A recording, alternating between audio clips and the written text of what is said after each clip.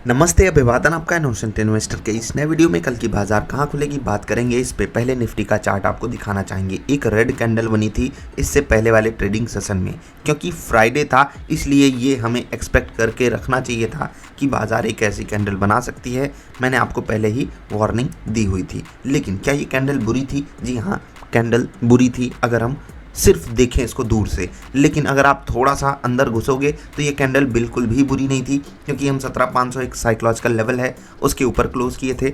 और जो ऊपर के लेवल पे प्रॉफिट बुकिंग आई थी वो प्योरली ऐसा हो रहा था कि जब भी ऑप्शन का प्रीमियम बढ़ रहा था सिर्फ उसे खाने की कोशिश की जा रही थी। बाकी ग्लोबल मार्केट से ऐसे संकेत नहीं थे कि हमें पॉजिटिव बंद होना था, तो ग्लोबल मार्केट भी यही सारा कर रहे थे कि हम कम से कम अगर ज़्यादा ना गिने तो थोड़ा बहुत तो गिर के बंद ही हो। अभी जो हमारे लिए संकेत हैं वो कौन से संकेत बन करके आ रहे हैं? अभी का जो संकेत है ग्लोबल मार्केट से वो थोड़ा सा नेगेटिव है। ये डेटा सुबह बिल्कुल चेंज हो सकता है, तो थोड़ा सा आपको ध्यान रखना होगा। डाउ फ्यूचर्स को देखना होगा। बाकी SGX निफ्टी लाइव करके आप सर्च कर लोगे, आपको वो वाला डेटा मिल जाएगा। लास्ट टाइम जब मैंने चेक किया था तो सिंगापुर वाली निफ्टी अप्रॉक्सीमेटली 25-30 पॉइंट नीचे ट्रेड की थी, जो कि ऊपर से फिसल करके आई है। तो जो ओवरऑल वीकेंड पे हमारे लिए डेटा बना वो ये है कि हम ऊपर खुलने के आसार बना रहे थे, लेकिन अभी तक का जो डेटा है वो हमें फ्लैट टू नेगेटिव ओपनिंग के आसार दे रहा है। ठीक है, तो ये हो गया एनालिसिस कि मार्केट कहाँ खुलेगी। अब बात कर लेते हैं FIIs के डेटा को। देखिए 8 करोड़ की बिकवाली कुछ बुरी नहीं है FIIs की तरफ से, लेकिन ये चीज़ें पॉजिटिव होनी चाहिए थी। DIIs ने 668 करोड़ बेचा है, और इनको मैं बोल रहा हूँ कि इन्होंने जो हमें सपोर्ट दिया है 15,500 से 17,500 आने तक का, वो अच्छी बात है, लेकिन इन्हें अब एक लोअर लेवल चाहिए बाइंग करने के लिए, क्योंकि ऊपर इनको उतना कॉन्फिडेंस है नहीं अभी खरीदारी करने में।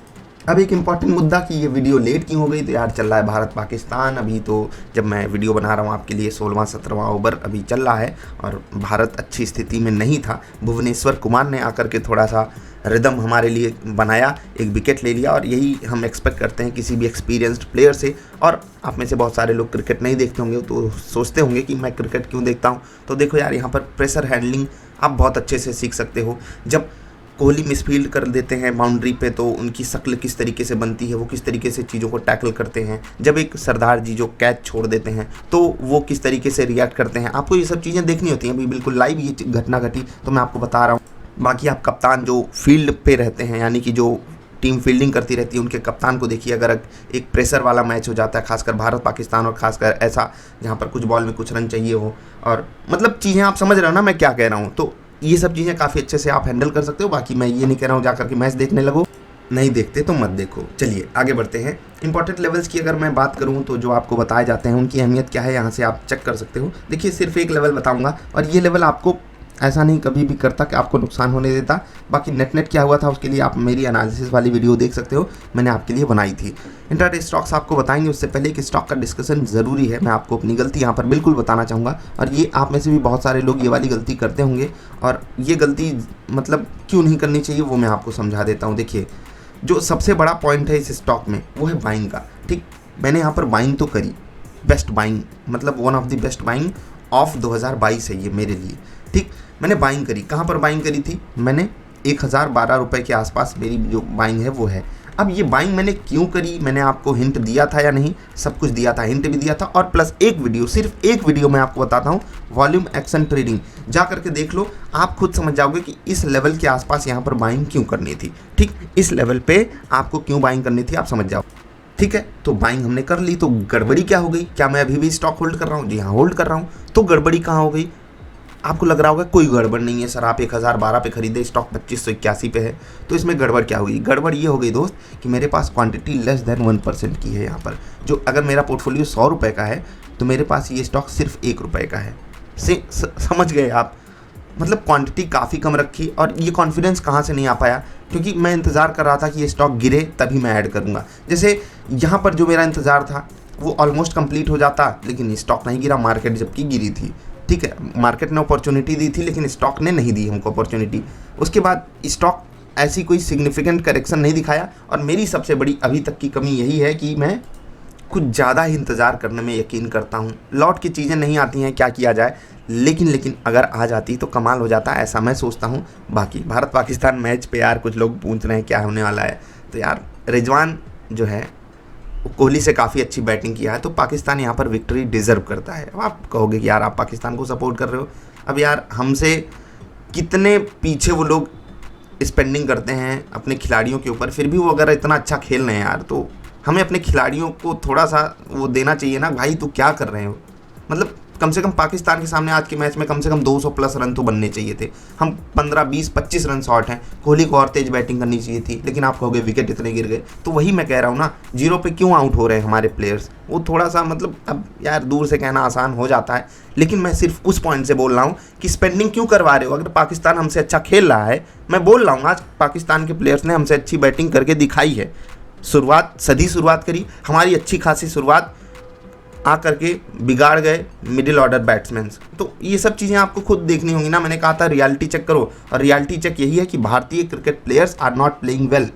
बाकी जो भी होगा देखा जाएगा। तो यहाँ पर मेरे पास क्वांटिटी का इशू है, बहुत अच्छा स्टॉक मैंने पकड़ा था। तो आप भी अगर कोई स्टॉक बढ़िया पकड़ रहे हो तो कम से कम वहाँ पर इतनी क्वांटिटी रखो। और मैंने देखिए, मैं आपको ये सलाह एक बार दिया भी था कि उतना रिस्क तो कम से कम ट्रेडिंग में लो कि जब वो प्रॉफिट में कन्वर्ट हो तो आपको एक सिग्निफिकेंट चीज़ वहाँ पर दिखाई दे। अब ऐसा कि आप 500 रुपये कमा कर भी क्या कर लोगे अगर आपका पोर्टफोलियो लेट से कि 15 लाख का है, ठीक है, 10 लाख का है, 5 लाख का है, तो भी मैं बोल रहा हूँ, ठीक। मतलब अगर आप उतने पैसे से ट्रेड कर रहे हो तो ये कमा कर भी क्या कर लोगे। मैं ये मजाक नहीं उड़ा रहा हूँ। एक एंगल से आप ये समझो कि अगर आप लेट से कि 20,000 से ट्रेड करते हो तो 500 एक बहुत बड़ा अमाउंट है, और 20,000 से ट्रेड करने वाले बहुत बड़े नंबर में ट्रेडर्स हैं, ठीक है। इवन वो नेफ्ट सेटअप से भी ट्रेड करते हैं काफ़ी लोग, जो 25-30 हज़ार रुपये लगा करके। तो मैं उनका पूरा सम्मान करता हूँ। बस एक पॉइंट आपको समझा रहा था। अगला स्टॉक यानी कि पहला इंट्राडे स्टॉक हमारे लिए रहेगा ICICI बैंक। ये रहेगा आपके लिए इंट्राडे स्टॉक। क्यों ट्रेड करना है इस स्टॉक में? क्योंकि ये स्टॉक बहुत बेहतरीन लेवल पे खड़ा है, और पिछले कुछ समय में जिस तरीके से यहाँ पर पैसे लगाए हैं ना DIIs ने, मज़ा आ गया। एक और चीज़ आपको बताऊँ, मैंने वीडियो बनाई थी कि ICICI बैंक क्यों खरीदना चाहिए, जा करके देखना, आपको मज़ा आएगा। कितना शानदार लेवल हम लोगों ने पकड़ा था। हाँ, यहाँ पर मेरी इन्वेस्टमेंट है, और क्यों है? क्योंकि यहाँ पर डबल आई है, नहीं क्योंकि इन्होंने कमाल का रिजल्ट हमारे सामने पेश किया था। अगला इंट्राडे स्टॉक रहेगा SBI कार्ड।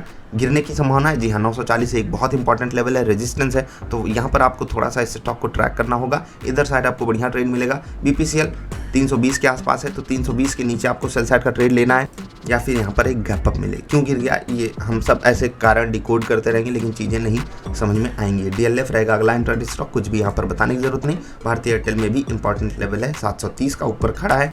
730 के नीचे सेल साइड का ट्रेड आपको यहाँ पर लेना है। साइरस मिस्त्री जी नहीं रहे, और उनके बारे में क्या ही बोले यार।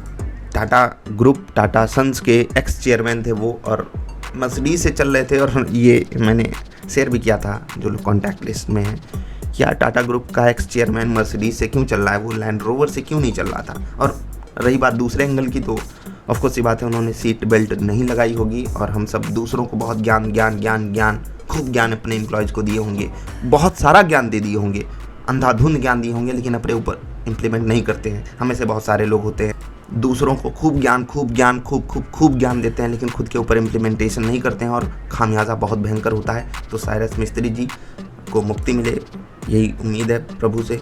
काफ़ी योगदान रहा है उनका, जो लेवल से मैं आपको बताऊंगा। काफ़ी योगदान उनका भारत देश में रहा है, भारत की कंपनियों में जो बहुत बड़ा नाम है टाटा ग्रुप, उसके वो एक्स चेयरमैन रहे हैं। तो इससे बड़ी बात क्या हो सकती थी। लेकिन अब वो हमारे बीच नहीं है, तो हम उनसे कुछ सीख ले सकते हैं कि कम से कम सीट बेल्ट तो लगा करके चलो। निफ्टी बैंक निफ्टी के आपको लेवल्स बता देते हैं लिख करके। उससे पहले जो इस वीकेंड पे वीडियोज़ डाली गई हैं उनको जा करके ज़रूर देखना। होंडा क्यों पछाड़ने वाला है हीरो मोटोकॉर्प को, जा करके ज़रूर देखना। कुछ बातें वहाँ पर करी गई हैं, मैं कमेंट्स लूँगा जल्दी। बाकी वीडियो पसंद आई तो लाइक कर देना। मिलते हैं। लेवल्स जो इंपॉर्टेंट रहेंगे आपके सामने लिख दिए गए हैं। आई होप आपको सारे लेवल्स दिख रहे हो। 17,469, 409, 343, 518, 566, 617 ये सपोर्ट है, ये रेजिस्टेंस है, ये तो आप समझ ही गए होंगे। यहाँ पर 39,261, 083, 39,083, 38,842, 39,418, 39,661, 39,787। ठीक है, तो अभी हम आपसे विदा ले रहे हैं। जल्दी मिलेंगे ढेर सारी अच्छी वाली वीडियोज़ में। वीडियो देखने के लिए आपका आभार। नमस्कार।